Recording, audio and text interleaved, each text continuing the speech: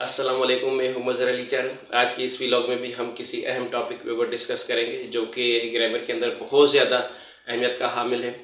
आपको याद है कि जब हमने प्रीवियस व्लॉग्स में ये बातें डिस्कस की थी फंडामेंटल ऑफ सेंटेंसेस के हवाले से कि सेंटेंस के जो बेसिक फैक्टर्स होते हैं, मिसाल के तौर पे टाइप्स ऑफ सेंटेंसेस या टेंस किसे कहते हैं या जो वर्ड्स हम यूज़ करते हैं उसके अंदर सब्जेक्ट, ऑब्जेक्ट और वर्ब, उसके बारे में हमने ब्रीफली डिस्कस किया हुआ है। आज हम एक और जो है वो फैक्टर के बारे में जानेंगे जिसकी भी बहुत ज़्यादा अहमियत है। मैं एक जुमला लिख रहा हूँ यहाँ पे जो यानी कि अपनी बात का आगाज़ कर रहा हूँ। आपको पता चलेगा कि इसको हम किस तरह से असेस करते हैं। For example, there is a sentence, Roman में करके लिख रहा हूँ ताकि आपको समझ में आ जाए। There is a sentence actually कि हम क्रिकेट मैच देखते हैं। ये एक जुमला है, ठीक है। अब इसको असेस करने की हम कोशिश करेंगे। Before to translate into English हम इसको ज़रा समझेंगे ताकि हमारे जो फंडामेंटल्स है वो क्लियर हो जाए। ये एक सेंटेंस है। अगर मैं बात करूं कि ये सेंटेंस की कौन सी टाइप है तो दैट इज एक्चुअली अफर्मेटिव, ठीक है, अफर्मेटिव जुमला है। और अगर मैं इसका टेंस निकालूं तो टेंस इज एक्चुअली प्रेजेंट। अब की बात हो रही है, प्रेजेंट की बात हो रही है, तो ये दो बातें मैंने यहाँ पे असेस कर दी कि ये अफर्मेटिव सेंटेंस है और प्रेजेंट टेंस है। अब इनके अल्फाज की बात करते हैं यहाँ पे कि अल्फाज इसमें कौन कौन से यूज हुए हैं। एक तो है हम, जो कि यहाँ पे सब्जेक्ट का काम कर रहा है, ठीक है। यानी कि क्रिकेट मैच देखने वाले कौन है, हम हैं, तो ये सब्जेक्ट कहलाएगा। ये मैं आपको पहले जो है प्रीवियस व्लॉग में बता चुका हूँ। आप व्लॉग नंबर 1 और 2 में जाके इस बात को फिर से भी रिवाइज कर सकते हैं। उसके बाद एक दूसरा लफ्ज यूज हुआ है जो कि क्रिकेट, ये यहाँ पर ऑब्जेक्ट कहलाएगा, ठीक है, क्योंकि रिसीवर ऑफ नेशन है, उसके ऊपर काम हो रहा है, ठीक है, बल्कि क्रिकेट मैच पूरा का पूरा ये वर्ड है।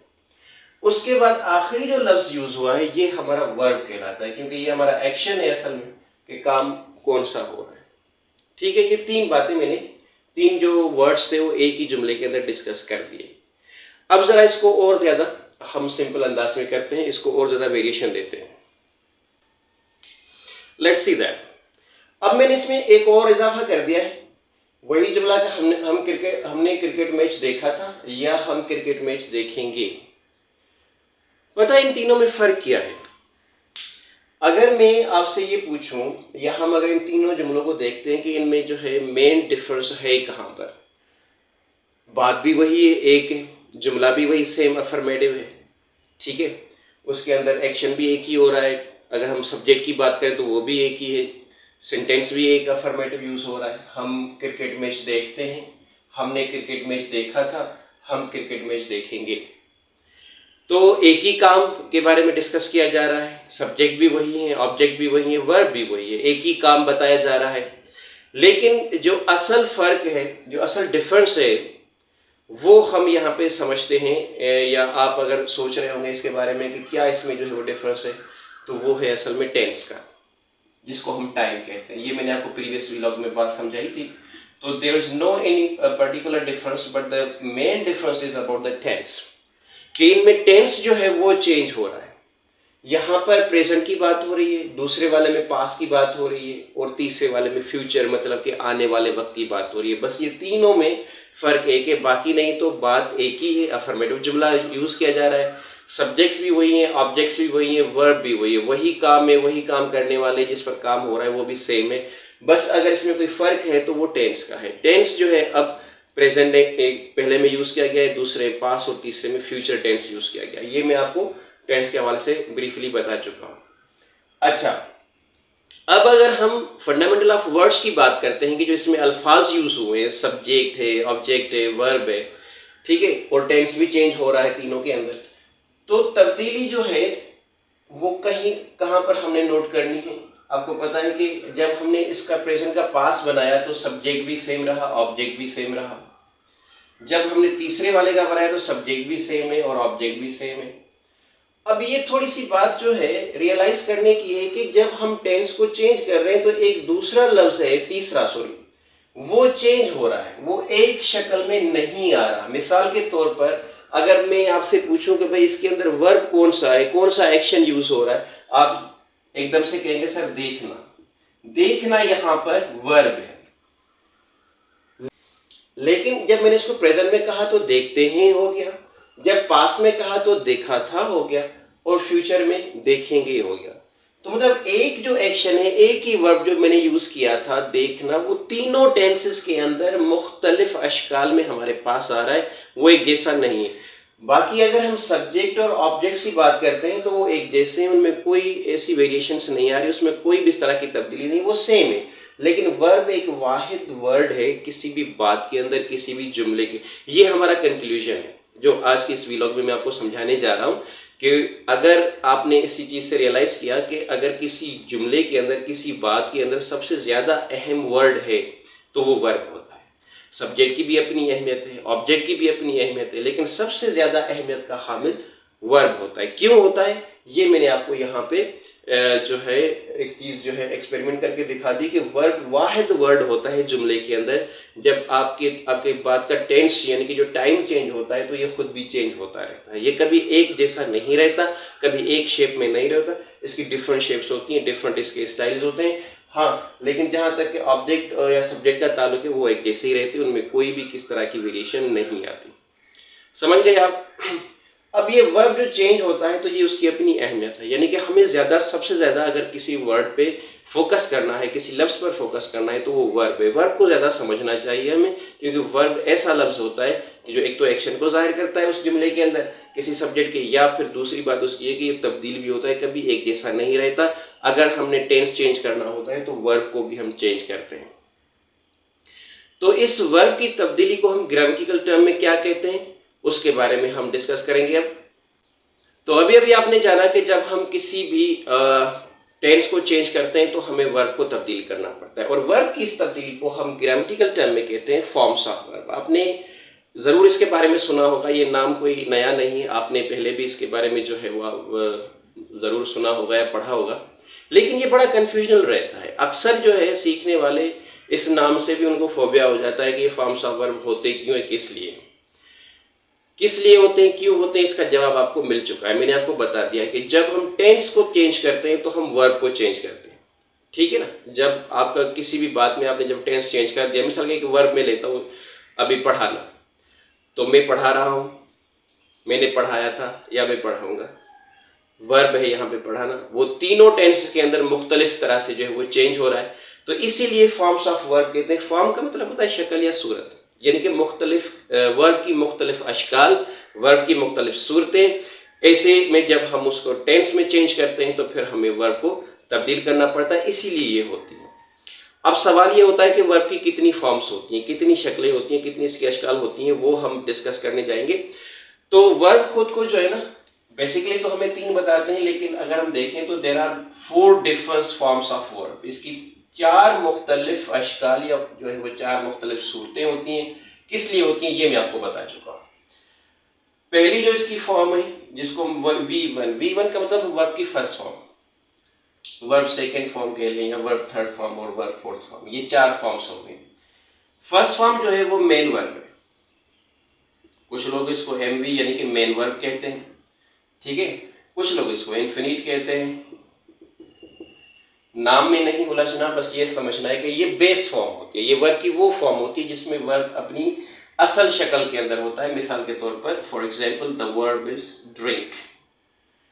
Second one is past, so you can say verb second form or you could say verb past form as well. It's the same thing, just like drink.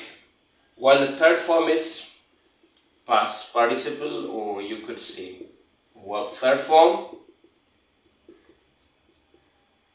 All right, that would be drunk. Well, the last and the fourth form is called present participle, and some of the people call it verb ing form as well, verb fourth form भी कह सकते हैं, and that is drinking. So basically the verb change itself into the 4 different shapes of the forms. verb जो है खुद को 4 उसकी मुख्तलिफ सूरतें होती हैं। याद रखना फॉर्म चेंज होने से मतलब चेंज नहीं होगा। फॉर्म क्यों चेंज करते हैं वो तो सिर्फ टाइम बताने के लिए कि ये अब की बात हो रही है, गुजरे वक्त या आने वाले वक्त, इसलिए हम फॉर्म को चेंज करते हैं। लेकिन फॉर्म चेंज करने से वर्ब की जो है मीनिंग जो है वो चेंज नहीं होगी, वो एक जैसी रहती है, उसमें कोई ऐसा खास जो है विजिबल डिफरेंस नहीं आता। तो ये 4 डिफरेंट उसकी फॉर्म है।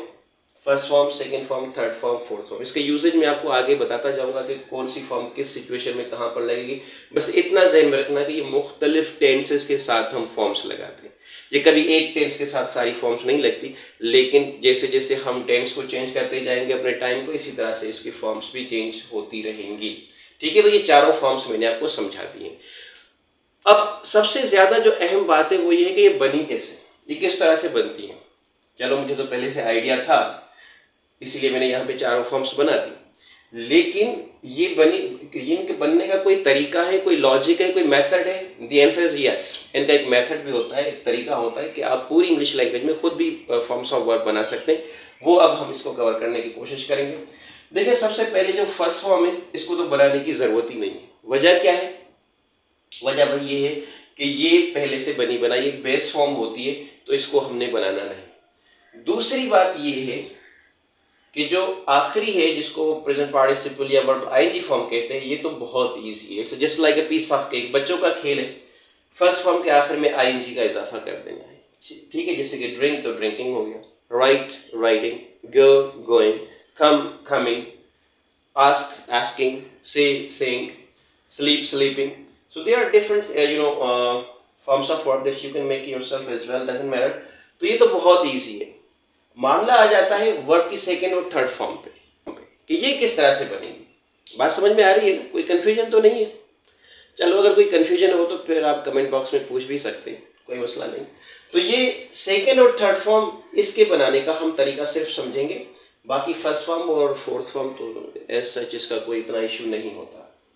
ठीक है, अब जो है सेकंड और थर्ड फॉर्म के लिए हम क्या करेंगे कि ये जो फर्स्ट फॉर्म है ना, इसके आखिर में ईडी का इजाफा कर देंगे, तो आपकी सेकंड फॉर्म भी बन जाएंगी और थर्ड फॉर्म भी बन जाएगी। ये जो है आपको मैं एक फार्मूला बता रहा हूं, क्या करना है। इस फर्स्ट फॉर्म के आखिर में ईडी का इजाफा करेंगे तो सेकंड फॉर्म भी बन जाएगी और थर्ड फॉर्म भी बन जाएगी। For example, there is a verb just like ask, and second form should be asked and third form asked as well. Fourth form तो आपको पता है asking ing के साथ हो जाएगा। Similarly, one more example is reach, and that second form should be reached and the third form similarly reached as well. Okay, or if I write down here the word is cold, is colded, and is colded as well. All right, so there's no difference, significant difference. And what I have done, just added ed after word first form to make it second and third form. कुछ भी नहीं किया, बस word की first form के आखिर में ed का इजाफा कर दिया, तो सेकंड फॉर्म भी बन गई और जो है वो थर्ड फॉर्म भी बन गई। ये तरीके का है। लेकिन इसमें आपने एक और बात जो है वो नोट की होगी कि सर ये जो आपने ड्रिंक की एग्जाम्पल बनाई है, इसमें तो ना तो ed है, ये तो ड्रिंक है, वो ड्रिंक है, ये ड्रिंक, तो इसके ये क्या है, ये क्या सीन होगा? तो इसके भी मैं आपको कंक्लूड करके बताता हूँ आखिर में कि ये क्या सीन होता है और किस तरह से ये डिफरेंट फॉर्म्स बन रही है। तो मैंने आपको ये तरीका बता दिया कि आपने जो है सिर्फ वर्ब की फर्स्ट फॉर्म के आखिर में ईडी का इजाफा कर देना है तो सेकंड और थर्ड फॉर्म बन जाएंगी। लेकिन सारा मामला ये भी नहीं है, एक और काम आपने करना है कि गूगल पे जाके इरेगुलर वर्ब्स आपने टाइप करने, तो एक लिस्ट आपके सामने आ जाएगी इरेगुलर वर्ब्स की। ये वो वर्ब होते हैं कि जिनमें हम सेकेंड और थर्ड फॉर्म बनाने के लिए ईडी का इजाफा नहीं करते। बहुत महदूद होते हैं, 150 के करीब होंगे या 200 के करीब होंगे, इतने वर्ब होते हैं। ऐसे वर्ब हैं ये इंग्लिश के अंदर कि जिसमें हम ईडी का इजाफा नहीं करते। मैंने चंद एग्जांपल लिख दी, जैसे कि go, went, gone and come, came, come, do, did, done, like that।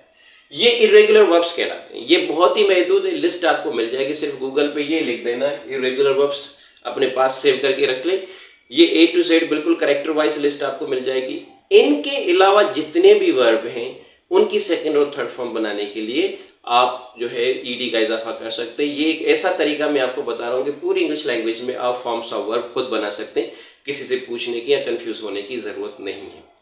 तो आज की इस व्लॉग में इतना ही काफ़ी है। हमने डिस्कस किया वर्ब के बारे में, फॉर्म्स ऑफ वर्ब समझाने की कोशिश की है ताकि आपको पता चले कि ये क्या होते हैं, किस लिए इस्तेमाल करते हैं। अगली व्लॉग में फिर हम इंशाल्लाह इसको अब जुमले को बनाना शुरू करेंगे एक किसी मखसूस टेंस के अंदर।